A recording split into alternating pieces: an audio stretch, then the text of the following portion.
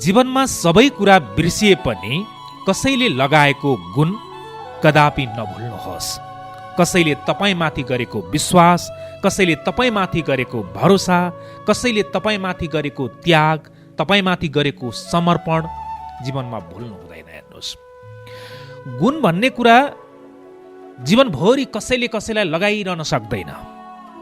तपाईँलाई दुःख परेको बेलामा मैले एकपटक सहयोग गर्न सकौँला, तर पटक पटक तपाईँको दुःखमा म सहयोगी नबन्न सक्छु।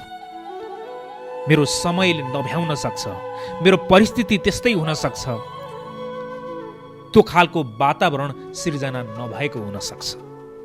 तर अधिकांश मानिसको चाहिँ स्वभाव र सोच के हुन्छ भने मलाई उसले सहयोग गरिरहनु पर्छ, मलाई उसले किन सहयोग नगरे, हिजो त मलाई यस्तो राम्रो गर्थ्यो आज किन नगरे, हिजो मेरो लागि ध्यान दिने मान्छेले आज किन परपर भएको, अरे यार ऊ त पुरै चेन्ज भएछ। यो खालको स्वभाव र सोच भएका मानिसहरू तपाईँ हाम्रो वरपर प्रशस्तै हुन्छन्। मैले सुरुमा पनि भने जीवनमा सधैँ सधैँ गुण लगाइरहन सहयोग गरिरहन सक्दैन। एकपटक सक्ला, दुई पटक सक्ला, तर सधैँ कसैको लागि समर्पित भइरहन सक्दैन। त्यो कुरालाई तपाईँ हामीले बुझ्नुपर्छ। तर हामीमा के छ, हिजो गरेका थियो आज गरेन, हिजो त्यति राम्रो साथीले आज परेको बेलामा मलाई हेल्प गरेन। हामी यो बुझ्ने कोसिस गरिराखेका हुँदैनौँ कि त्यो साथीको जीवनमा आज कस्तो घटना घटिराखेको छ। हिजो म दुःखमा भएको बेलामा उसले सहयोग गर्दै गर्दा उसको जीवन कस्तो थियो र आज फेरि मेरो जीवनमा दुःख आइराख्दाखेरि चाहिँ वास्तवमा उसको जीवनमा कस्तो घटनाहरू घटिराखेको छ। हामीलाई आफ्नै पीड ठुलो लाग्छ, आफ्नै समस्या ठुलो लाग्छ, आफ्नै वेदना ठुलो हुन्छ, हामीलाई आफ्नै घाउले हामीलाई बढी पोल्छ। हामी अरूको घाउको, अरूको चोटको, अरूको पीडाको, अरूको सङ्घर्षको हामीलाई मतलबै हुँदैन, हामीलाई चासै हुँदैन। हामीलाई आफ्नै समस्या ठुलो लाग्छ। ओहो मलाई जस्तो, मैले गरे जस्तो दुःख, मेरो जस्तो जीवनमा सङ्घर्ष, मैले जुन खालको सङ्घर्ष गरिराखेको छु, जुन यात्रा तय गरिराखेको छु, यस्तो यात्रा त कसको होला र, हाय हाय कति गाह्रो छ जीवन, हे भगवान् भने जस्तो लाग्छ क्या। किन लाग्छ भने हरेक मान्छेलाई आफ्नो समस्या, आफ्नो सङ्घर्ष, आफ्नो कथा व्यथा नै सबैभन्दा दर्दनाक लाग्छ। हेर्नुहोस्, बडो डरलाग्दो लाग्छ, सहनै नसकिने जस्तो लाग्छ। तर हामीले अरूको जीवनलाई त्यसरी महसुस गरेका हुँदैनौँ, अरूको जीवनलाई त्यसरी हामीले मूल्याङ्कन गर्न सकिराखेका हुँदैनौँ कि आज मेरो जीवनमा यो खालको सङ्घर्ष मैले गरिराखेको छु, यो खालको दुःख गरिराखेको छु, यो खालको समस्याबाट म गुज्रिरहेको छु भने मेरा साथीहरूको पनि, मेरा आफन्तहरूको पनि यो खालको समस्याहरू उनीहरूको जीवनमा होला भनेर हामीले जान्ने बुझ्ने प्रयास नै गरिराखेका हुँदैनौँ। हामी आफ्नै वरिपरि, आफ्नै यताउता नै अल्झिरहेका हुन्छौँ, यताउता नै हामी डुबिरहेका हुन्छौँ।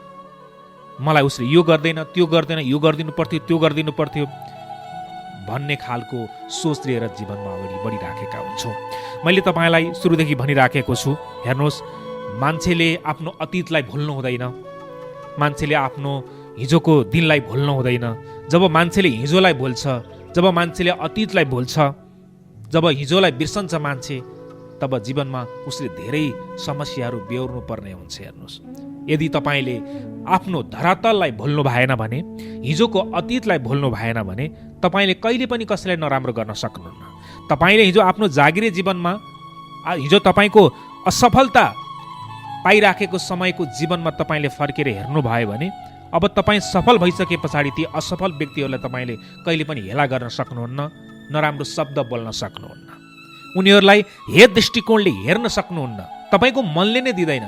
तपाईँको मनले के भन्छ भने हिजो मेरो जीवनमा पनि यस्ता यस्ता कुराहरू थिए होइन, त्यस्ता कुराहरूबाट म पार हुँदै हुँदै हुँदै हुँदै यो ठाउँमा आएको छु र आज जो सङ्घर्ष गर्दैछन् जीवनमा, जो जीवनमा केही प्राप्त गर्नको लागि लडिरहेका छन्, ती व्यक्तिलाई मैले पुस गर्नुपर्छ, मैले उनीहरूलाई मोटिभेट गर्नुपर्छ भन्ने लाग्छ। तर हामी अधिकांशको सोच चाहिँ कस्तो हुन्छ भने हिजो मलाई सहयोग गर्यो आज गरेन। अब तपाईँको आजको वर्तमानमा नगरेको एउटा सहयोगको कारण हिजोको 20औं सहयोगहरूलाई बिर्सिदिन्छ मान्छे। आजको एउटा नराम्रो व्यवहारलाई सम्झेर मान्छेले हिजो गरेको 100औं राम्रो व्यवहारलाई भुलिदिन्छ मान्छे, किनभने ऊ मान्छे स्वार्थी भइसक्यो। उसलाई आजको दिनमा उसले खोजे अनुसार रोजे अनुसार जीवन हुनुपर्छ भन्ने उसले सोच्छ। म जस्तो छु, म जुन बाटोमा हिँडेको छु, म जे कुरामा खुसी भइराखेको छु, वरपर हुने मानिस पनि त्यही कुरामा खुसी हुनुपर्छ भनेर सोचिदिन्छ मान्छे। बडो अचम्मको चिज छ यो मान्छे, बडो अचम्मको जात छ यो मान्छे। मान्छेलाई बुझ्न बडो कठिन छ, बडो गाह्रो छ आदरणीय मन। तपाईँले यो कुरा बुझिराख्नु भएको होला। त्यस कारणले समय, परिस्थिति, अवस्था अनुसार कसैले तपाईँलाई अहिलेको समयमा सहयोग गर्न सकेन, तपाईँको हितमा हुने काम गर्न सकेन, होइन, तपाईँ सँगसँगै यात्रा गर्न सकेन, तपाईँको सङ्घर्षमा साथ दिन सकेन भनेर हिजो साथ दिने व्यक्तिहरू, जसले तपाईँका लागि सब थोक त्यागेर तपाईँमाथि समर्पित हुने व्यक्तिहरूलाई नराम्रो अपशब्द नबोल्नुहोस्, गाली नगर्नुहोस्, उनीहरूको अहितमा हुने कुरा नगर्नुहोस्, उनीहरूको विषयमा दोस्रो व्यक्तिसँग कुरा काट्ने काम पनि नगर्नुहोस्।